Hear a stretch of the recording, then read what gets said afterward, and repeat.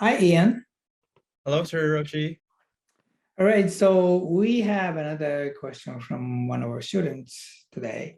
And then I copy pasted this English translation of the question to the document we're sharing right now. Can you read the question for me? Oh, yeah, sure. Let me check it. Okay. So the student says, I am a Brighture student living in the United States. I have been living in the US for some time now and I have very little trouble in my everyday life. However, Brighture classes have become a part of my life and I continue to take lessons twice a week. I am delighted whenever people tell me that my English is getting much better, but for some reason, I can never be confident. I know this is just a mental barrier, but I want to break through this somehow. Any advice you can give me would be greatly appreciated. I think I know who this person is. I have someone in mind too. Yeah, because It's a there aren't too many students who are living in the US, and I think it's one of your students. I'm guessing so. Okay, all right. So I think it's hard rather than him. So I'm just gonna assume that it's hard. Yeah, Anyway, let's so here's kind of what I think. So she's already telling us that it's a mental barrier, right? So she already knows that it's a psychological issue rather than a language learning issue, right? And so in some ways, it's harder than language learning issues because those we're good at teaching, but psychological issues, well, we'll give it a shot. Okay. So this is very typical of a Japanese learner, don't you think? I think so, sir. I've noticed a lot of my students or our students have this kind of mentality, a way of Yeah, thinking. I think this is related to self-deprecation, or this is yeah. what we can call it. For those people who don't know, it's when you undervalue yourself, your worth, your abilities, and simply you're being too modest. Mm, And it can be a bad thing.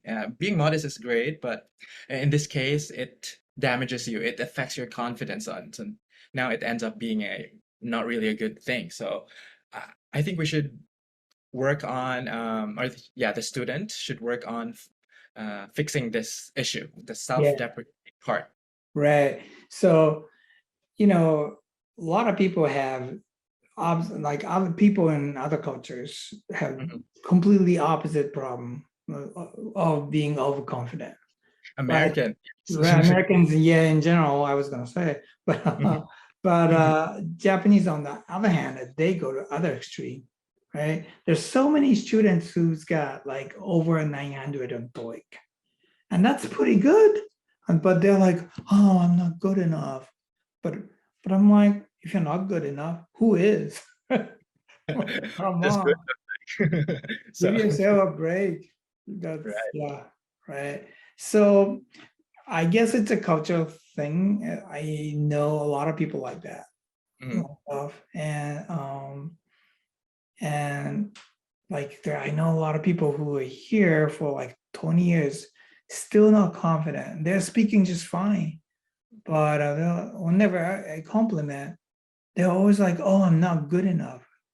I'm Sure. like, "Yeah, you are." Like, what are you talking about? Right. So I Anyway, think what they should do, sir, is not only compare themselves to the people around them, but also to their older selves, maybe. So oh, to see how far they've come. Because I think this person or most students just focus on those that are around them who may be who may happen to be better than them, but they don't compare themselves to their older selves. So right. it's a key step. Right, like 2 years ago, 3 years Yeah, ago, and exactly. then you realize that you have gone pretty far away, right? But they never look back and go, "Oh, I'm not good enough." So maybe that's what they need to do. Okay, yeah, okay, that makes sense. And I almost think that it's almost like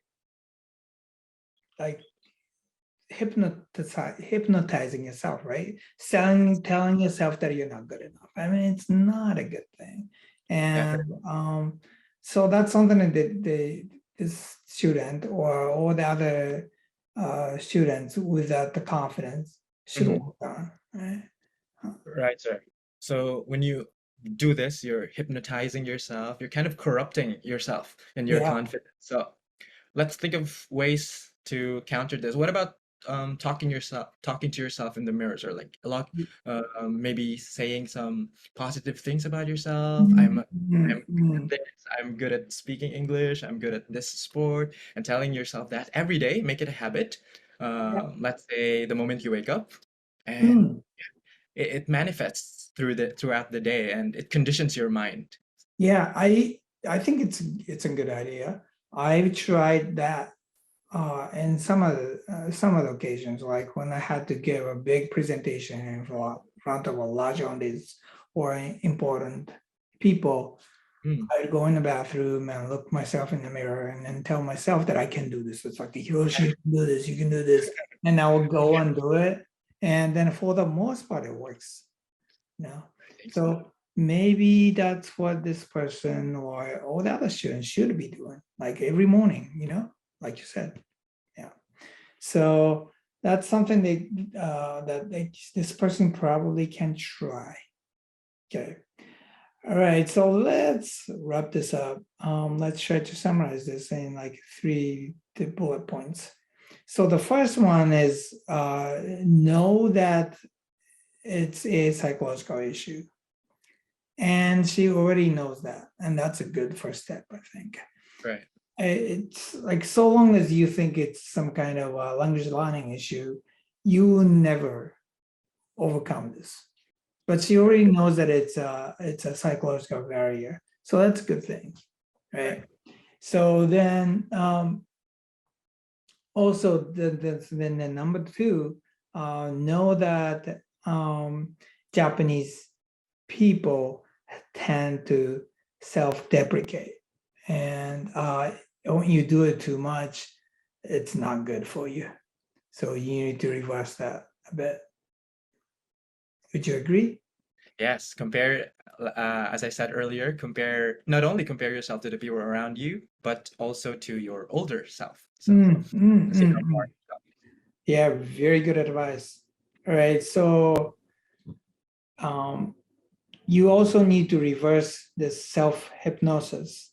So instead of like telling yourself that you're not good, you need to tell yourself that you're worthy, you are good, you're an English speaker, not an English learner, right? And maybe she can try this every morning, or any other students can try this every morning.